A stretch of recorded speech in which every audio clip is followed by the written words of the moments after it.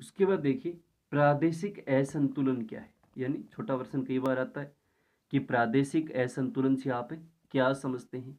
या प्रादेशिक असंतुलन क्या है? कि भारत में देखें प्रादेशिक विषमता का लंबा इतिहास रहा है। यानी प्रादेशिक जो विषमता देखें एक राज्य से दूसरे राज्य में देखें तो जो अंतर है विषमता है वो बहुत अधिक रही। स्वतंत्रता के समय देखें देश में तीव्र प्रादेशिक असंतुलन विद्यमान था। यानी जब भारत को स्वतंत्रता मिली तो उस समय देश में बहुत ही तीव्र यानी तेज क्या था, तीव्र का मतलब बहुत अधिक था प्रादेशिक असंतुलन। यानी कुछ राज्य अधिक विकसित थे, कुछ क्या थे, पिछड़े हुए राज्य थे। केवल कुछ ही राज्य देखें तो कृषि और उद्योगों की दृष्टि से आगे थे। यानी कुछ राज्य तो ऐसे थे जहाँ कृषि की दृष्टि से देखें या उद्योगों की दृष्टि से क्या हुआ था, विकास हुआ था। और कुछ राज्य ऐसे थे जो कृषि और उद्योगों की दृष्टि से क्या थे, पिछड़े हुए थे। जैसे बिहार था उस समय अविभाजित, यानी बिहार का विभाजन नहीं हुआ था। उड़ीसा था, मध्य प्रदेश था।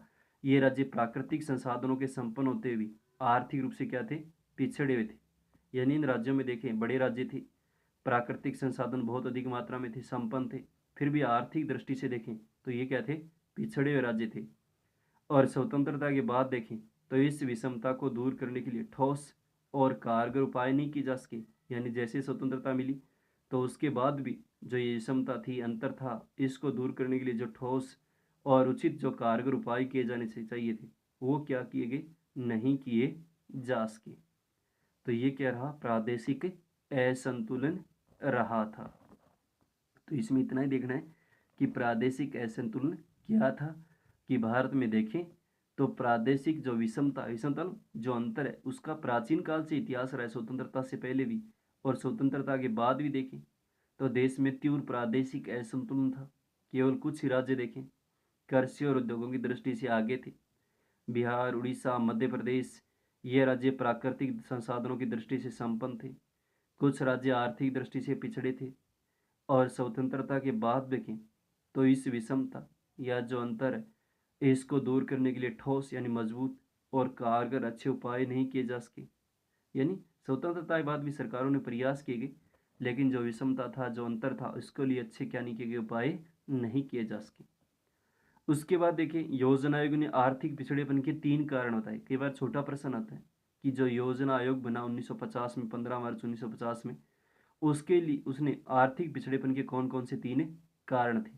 पहला ऐतिहासिक उपेक्षा, यानी इतिहास में देखें प्राचीन काल में कोई राज्य पिछड़ा रहा, उपेक्षा रही, उसके पर ध्यान नहीं दिया गया तो उसके कारण क्या रहा, वो पिछड़ा हुआ रहा। दूसरा देखें भौतिक असुविधाएं, भौतिक मतलब जैसे जलवायु अच्छी नहीं थी, स्थलाकृति कोई पर्वत क्षेत्र था, पहाड़ी था, मिट्टी उपजाऊ नहीं थी, धरातल ऐसा था, या बहुम जल यानी भूमिगत जल उसमें उपलब्ध नहीं था, सिंचाई वगैरह सुविधा नहीं थी तो उसके कारण भी वो पिछड़ा रहा। तीसरा सामाजिक पिछड़ापन, जैसे जनजातीय क्षेत्र था, कोई जनजातियां निवास करती हैं, सीमांत समूह है।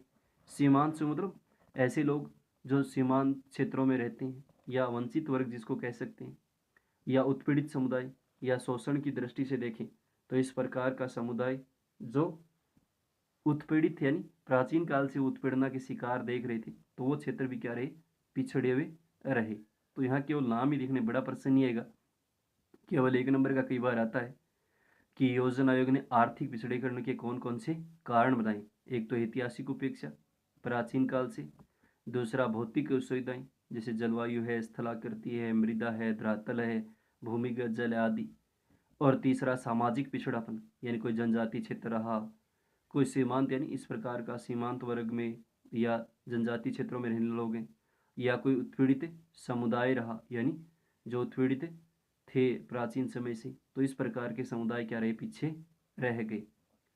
उसके बाद देखें तो थोड़ा सा राज्यों के स्तर पर भी देखें तो विकास के स्तर में पर्याप्त विषमता यानी कौन कौन से अपने राज्यों के स्तर पर जो हैं आंकलन किए गए जिससे एक राज्य से दूसरे राज्य क्या की जा सके, तुलना की जा सके। कि राज्यों के स्तर में भी देखें तो विकास स्तर में पर्याप्त विषमता है। इसके आंकलन के लिए देखें तो प्रति व्यक्ति आय, नगरीकरण, साक्षरता, महिला साक्षरता, निर्धनता रेखा से नीचे रहने वाले व्यक्तियों का प्रतिशत, बेरोजगारी, बुनियादी सुविधाएं, चिकित्सा सुविधाएं, सस्य गहनता, सस्य मतलब जो फसलें बोते हैं उसमें कितनी भूमि का उपयोग करते हैं गहनता की दृष्टि से, सिंचाई, विकास दर आदि संकेतकों का क्या करते हैं, उपयोग करते हैं। यानी ये संकेतक, कई बार प्रश्न आता है कि एक राज्य से दूसरे राज्यों में जो राज्य के आधार पर प्रादेशिक असंतुलन होता है उसके लिए कौन कौन से मापदंड अपनाए गए हैं, संकेतक अपनाए गए हैं। तो उसके लिए है कि राज्यों में भी देखें तो विकास के स्तर में क्या दिखती है, पर्याप्त विषमता या भिन्नता पाई जाती है। और इसका जो आंकलन है या जो अध्ययन है उसके लिए अपन क्या करते हैं, प्रति व्यक्ति आय के हिसाब से किस राज्य की प्रति व्यक्ति आय अधिक है, कितनी कम है, ज़्यादा है। जैसे बिहार पिछड़ा हुआ राज्य प्रति व्यक्ति आय में, और केरल क्या है, अधिक है। नगरीकरण भी ध्यान रखता है कि कितने गाँवों में, नगरों में निवास करती है। साक्षरता भी इसमें एक कारक है, साक्षर है कितने प्रतिशत है, नहीं है राज्य में। महिला साक्षरता है। निर्धनता रेखा से नीचे रहने वाले व्यक्तियों का प्रतिशत, यानी कितने लोग बीपीएल में से आते हैं तो उन लोगों का प्रतिशत होता है। बेरोजगारी क्या है, बेरोजगारी की दर क्या है। बुनियादी सुविधाएं यानी शिक्षा, पीने का पानी, स्वास्थ्य, इस प्रकार की जो सुविधाएं हैं वो उस राज्य में किस प्रकार की हैं या नहीं है। तो इसका भी विकास के स्तर में देखा जाता है ध्यान। चिकित्सा सुविधाएं, जो एक राज्य से दूसरे राज्य आधारभूत चिकित्सा सुविधाएं हैं वो उनको अच्छे से मिल पा रही या नहीं मिल पा रही। सस्य गहनता, सस्य गहनता मतलब एक राज्य में जो फसलों की बुआई की जाती है गहनता के आधार पर कितनी फसलें उगाई जाती हैं। सिंचाई की दृष्टि से भी देखें, सिंचाई है या नहीं है, सिंचित क्षेत्र है, या विकास की दर है, यानी विकास हुआ है राज्य का नहीं हुआ है। तो आदि जो संकेतक है उनका क्या किया जाता है, उपयोग किया जाता है। तो ये कई बार प्रश्न आता है कि एक राज्य से दूसरे राज्य में देखें तो विकास के स्तर के आधार पर जो विषमता होती है या जो मापदंड अपनाए गए उनमें अंतर करने के लिए प्रादेशिक आधार पर तो वो कौन कौन से हैं। तो प्रति व्यक्ति आय, नगरीकरण, साक्षरता, महिला साक्षरता, निर्धनता रेखा से नीचे रहने वाले लोग व्यक्तियों प्रतिशत, बेरोजगारी, बुनियादी सुविधाएं, चिकित्सा सुविधाएं, शस्य गहनता, सिंचाई, विकास दर आदि जो संकेतक हैं उनका क्या किया जाता है, उपयोग या प्रयोग किया जाता है।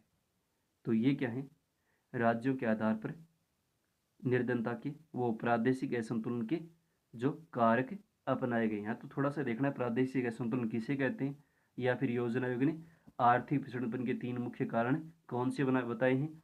या फिर राज्यों के आधार पर देखें तो एक राज्य से दूसरे राज्य में जो विकास के स्तर पर संकेत प्रयोग किए जाते हैं तुलना के आधार पर वो कौन कौन से संकेतक हैं उनको ध्यान में रखना है।